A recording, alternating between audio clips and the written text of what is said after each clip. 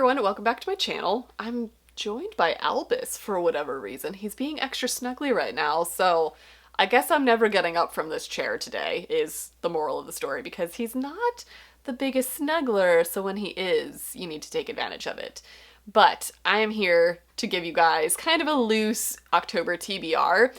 October is my favorite month to plan reading for. Do I always stick to it? No. But October is basically my prime spooky time reading. And as a newly found dark romance reader, there are so many books that I'm excited to read that fit both sexy time and spooky time vibes, and I'm so excited for it. So let's get into the books that I at least have downloaded on my Kindle / books that I want to prioritize this month. Will I get to them? Who knows? So we panned the camera down so that we can see the adorable little Albus face. So the first book that I absolutely really want to get to, just because it's super popular right now, everybody's talking about it on TikTok, is Haunting Adeline by H.D. Carlton. So this is a stalker romance, which will be new for me, but everybody I know loves this book.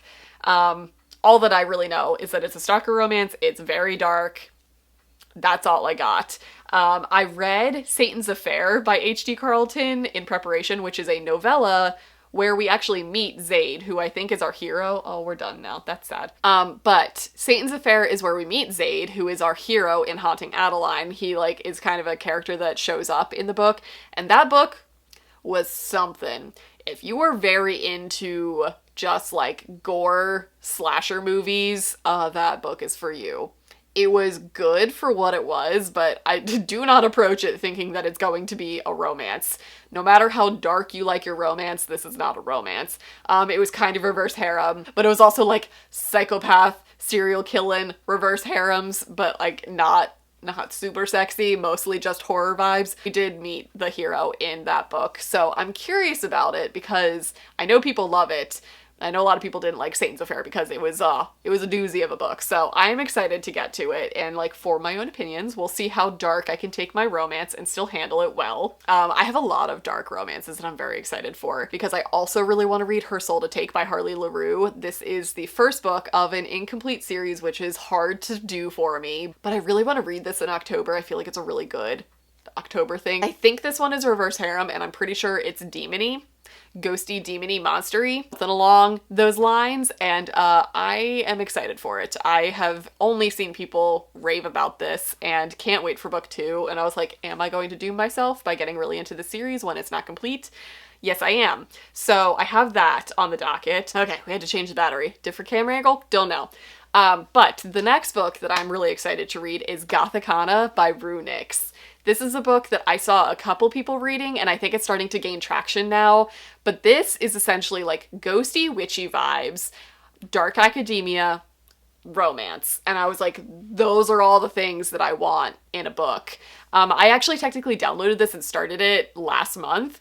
I'm only 5 or 6% of the way into it and stuff, but I had a bunch of arcs that I needed to prioritize reading, and now that I'm through those, I have this to read, and I'm so excited.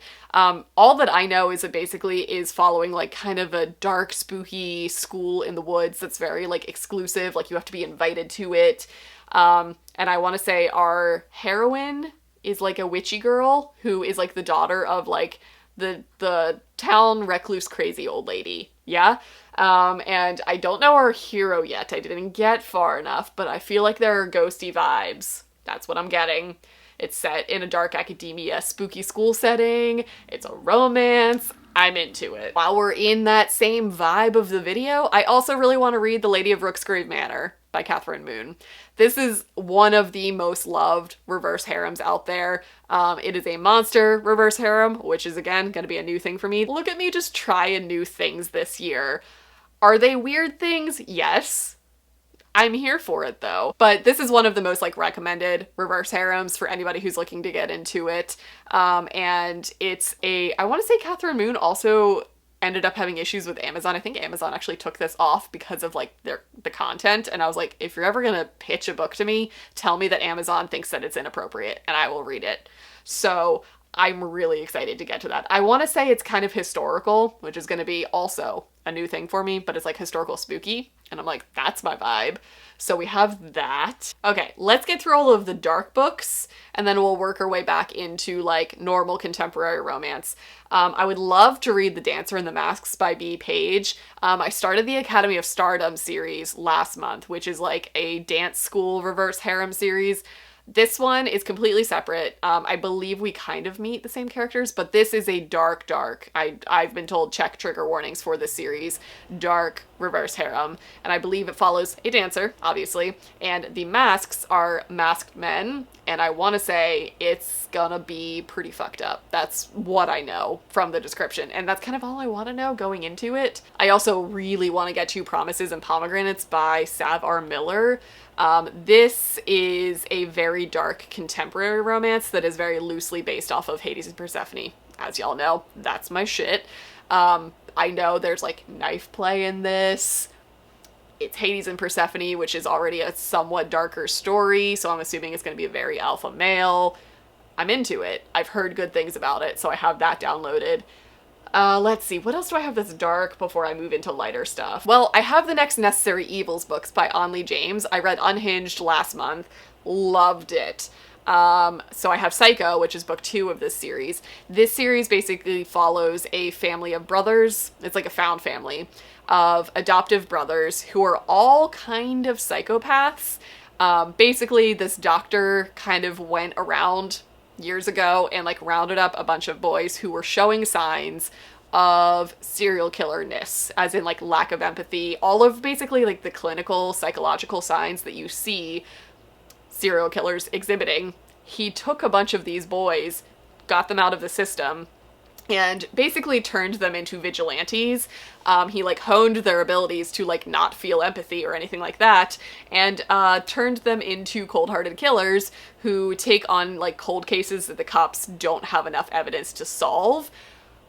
So it's all of them and their romances. Book 1 was male-male. I want to say, I think book 2 is male-female, but I'm not positive about that. But basically, I fell in love with the family in book 1, and I fell in love with Onley James writing in book 1, so this is definitely on the docket for this coming month, and I'm so excited for it. Okay, let's get a little fluffier. This is the book that I am currently reading, The Fine Print by Lauren Asher. I've been wanting to read Lauren Asher for a very long time.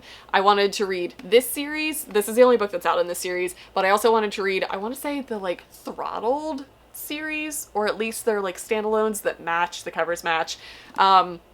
This, I'm like a third of the way through right now. This is basically a billionaire romance, which is not super appealing to me. I'm gonna be honest, that's not a genre that I tend to go towards. But this is essentially, picture Walt Disney's grandson is inheriting Disney World, and it's his romance with a worker there who gets like a promotion to be one of the creators, which is kind of like the Imagineers for Disney World. It's him working with her to try and make improvements to the parks. It's so fun. Like, he is such an obnoxious, douchey alpha hero, and she is so bubbly and happy, and it's just such an enjoyable little story. So I'm reading the fine print. This is like the special edition cover. So I'm reading this currently, so this can be included in my TBR. And then I'm also reading Waylaid. I'm so excited. This is book 8 of the True North series. This is perfect timing because I saved this series for the fall, just because Bittersweet is like one of my comfort reads that I always turn back to this time of year, just because it's small town farm family feelings.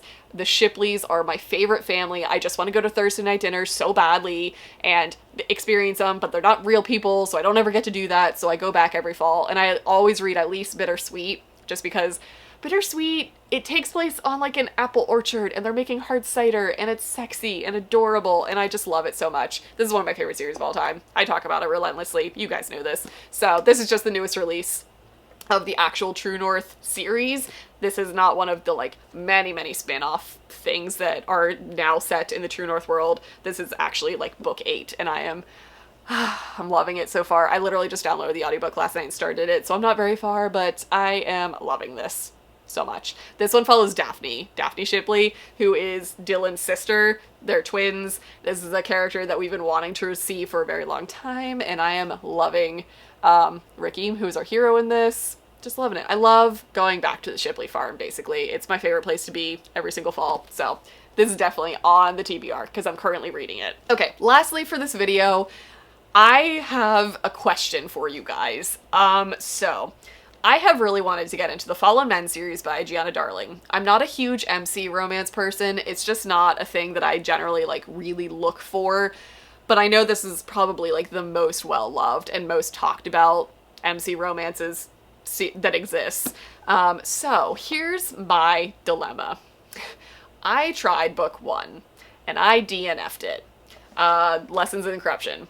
I made it about a third of the way into this and I just couldn't do it. I don't think I'm alone in this, but I feel very much in the minority because I know this is one of the most well-loved series out there, and it takes honestly a lot for me to DNF a book. I just couldn't do it with the age and the constant babes, and I just couldn't take it seriously. So I really want to read the series though. So I guess my question is, can I just skip to book 2 or book 3? Do I have to read these as a series? Can I treat them as standalones? Because I know that the series does come back and revisit couples. Like, I know there is another Crescent King book that exists, but can I just skip to this? Because I really want to. This just has things in it that I just can't take seriously, but I feel like the other books have all of my things that I like in them, so I want to read this series really badly. Like, I was very excited to get to this series, and this one just ain't it for me. So those are potentially going to be on my October TBR. I might try and revisit it depending on what people say or what I can gather about whether I can just skip book 1. So that's kind of potentially on there as well. Okay, I've been rambling for way too long. Those are some of the books that I plan on getting to, basically what I have downloaded on my Kindle right now. Let me know what you guys are planning on getting to this month as well in the comments, and I will see you guys in my next video.